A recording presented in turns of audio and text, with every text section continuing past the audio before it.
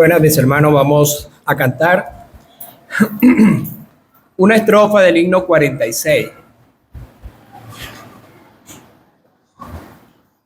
La primera estrofa dice: el Evangelio Santo anuncia al pecador que Dios al mundo amó y diole un Salvador.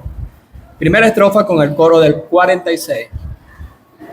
El Evangelio Santo anuncia al pecador que Dios al mundo amó y diole un Salvador, y quien en Cristo creerá de vida eterna gozará, de vida eterna gozará.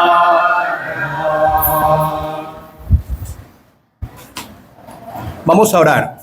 Padre y Dios eterno que estás en el cielo, damos gracias una vez más por tu gran misericordia para con nosotros. Estamos agradecidos al considerar esta mañana, nos has permitido participar de la cena del Señor, hacer memoria de aquel que tanto nos amó. Ahora pensamos en aquellos que aún no han gozado de esta dicha, de este bien, de recibirle a Él como su Salvador personal. Toca la parte de aquellos que aún no son salvos y estamos rogando tu dirección y tu ayuda. Pedimos para que te des palabra de lo alto. Sobre todo pedimos por cada uno de aquellos que están sentados en este lugar, para que ellos puedan tener un oído presto, pero sobre todo un corazón dispuesto para recibir tu palabra y aceptar a Cristo como su Salvador personal. Encomendamos pues el culto en tus manos. Recibe las gracias, te las damos en el nombre de tu Hijo amado, nuestro Señor Jesucristo. Amén. Vamos a leer 3 escrituras. Normalmente cuando a alguien se le habla del Evangelio, se hace un concepto o tiene una idea. Algunos lo relacionan con una religión más y simplemente un sitio donde se reúnen, donde en algunos casos se le imponen reglas y así X cosas hay en la mente del ser humano cuando oye hablar del Evangelio. Yo quisiera en las 3 escrituras, de una manera muy sencilla para usted, presentarle, o por así decirlo, ver el Evangelio y 3 cosas que el Evangelio es y que van en contraste con lo que el Evangelio no es.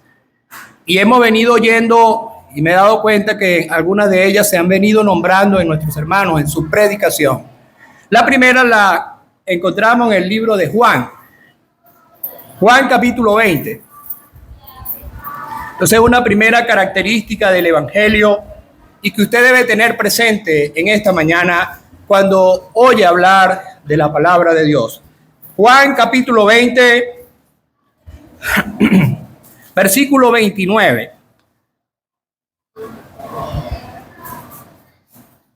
Es el caso de aquel hombre, discípulo del Señor Jesús, que no estuvo presente en cuando el Señor apareció después de la resurrección. Y en una nueva oportunidad, estando él presente y el Señor aparece, él allí exclama: Dios mío, dando a entender que aquel, su Señor, Señor mío y Dios mío. Entonces allí vienen las palabras del Señor. Jesús le dijo: porque me has visto, Tomás, ¿creíste? Bienaventurados los que no vieron y creyeron. Entonces, una primera característica que estamos viendo entonces acá del Evangelio es que el Evangelio es por fe, por creer, no por vista.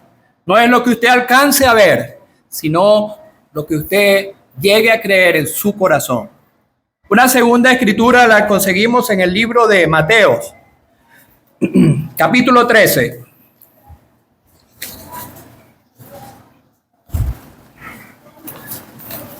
Mateo capítulo 13, es la parábola del sembrador. Pero allí el Señor presenta allí 3 tipos de terreno, pero solamente quisiera hablar de 2. En el versículo 20 del capítulo 13,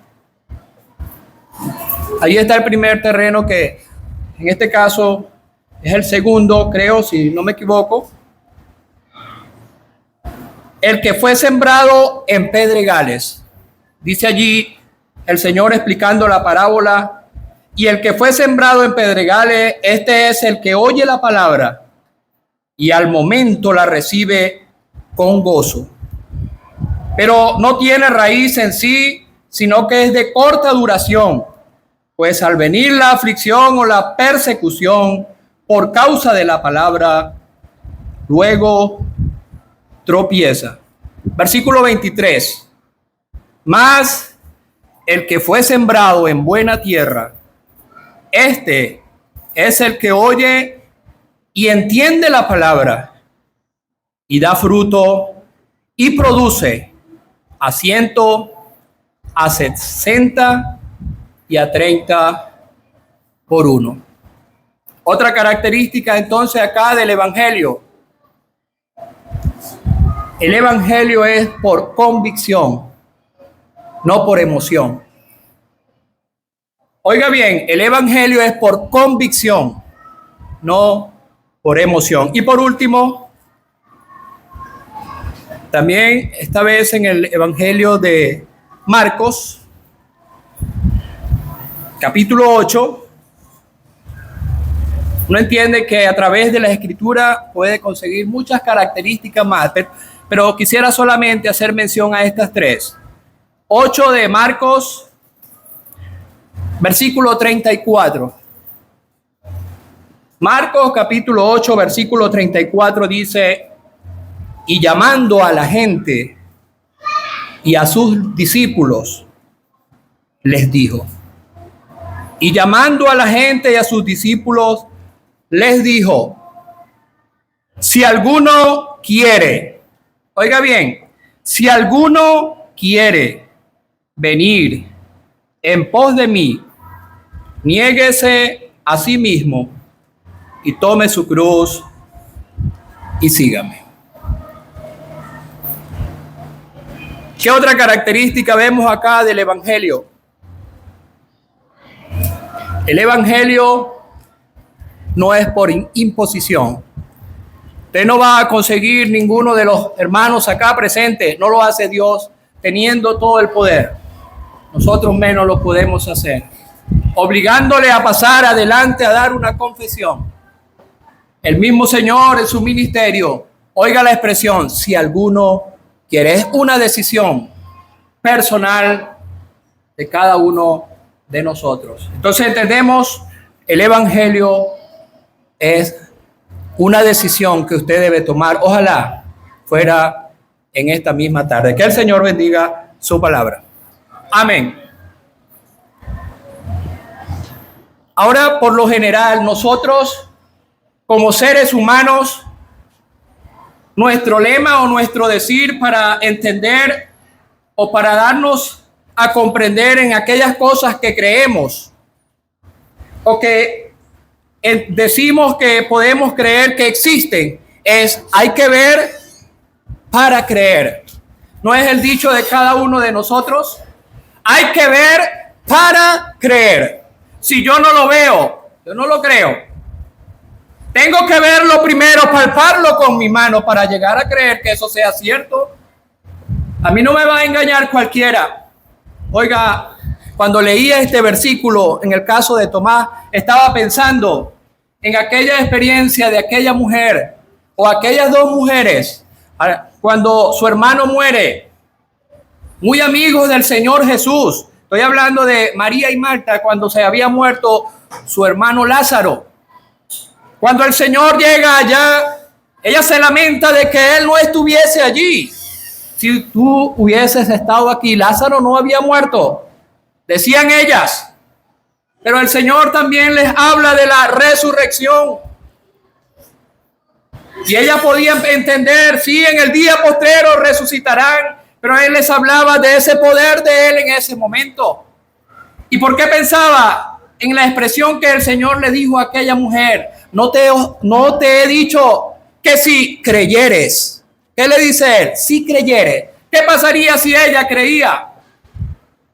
Ella podía ver.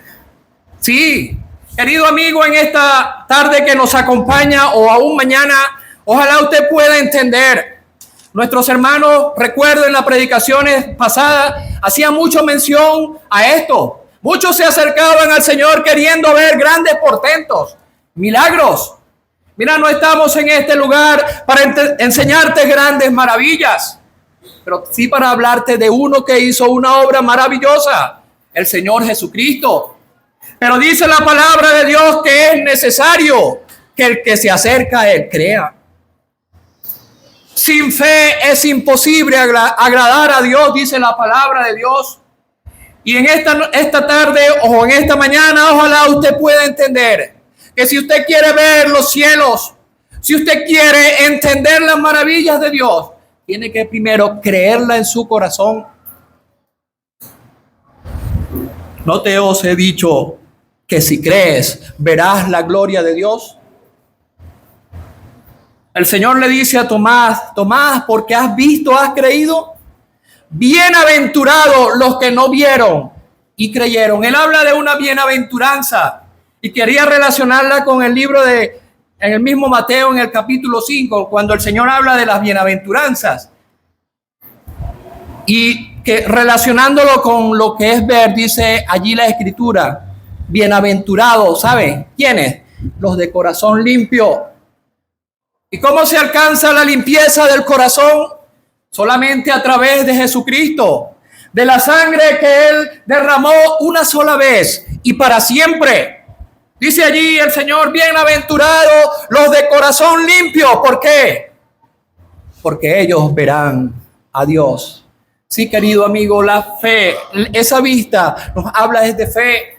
No es esta vista física, no. No estamos acá para presentar grandes milagros. Ciertamente el Señor dio poder a sus primeros discípulos para mostrar a medio de señales que eran enviados del mismo Dios para predicar el evangelio. Pero la misma Escritura nos enseña que esto cesaría y que ahora, ¿sabe quién es el único que le puede convencer a usted? No somos nosotros. Dice Juan que es el mismo Espíritu Santo que le convencerá de pecado, de justicia y de juicio. Ojalá usted en esta mañana pueda acercarse a Él con fe, un corazón contrito y humillado ante Él. Entonces, una de las primeras cosas que usted debe entender en esta mañana, el evangelio es por fe. Debe acercarse a Él creyendo de todo corazón. Pero rápidamente quisiera dejar la mayor parte al hermano que nos va a enseñar. Vemos una segunda característica allí en Mateo capítulo 13.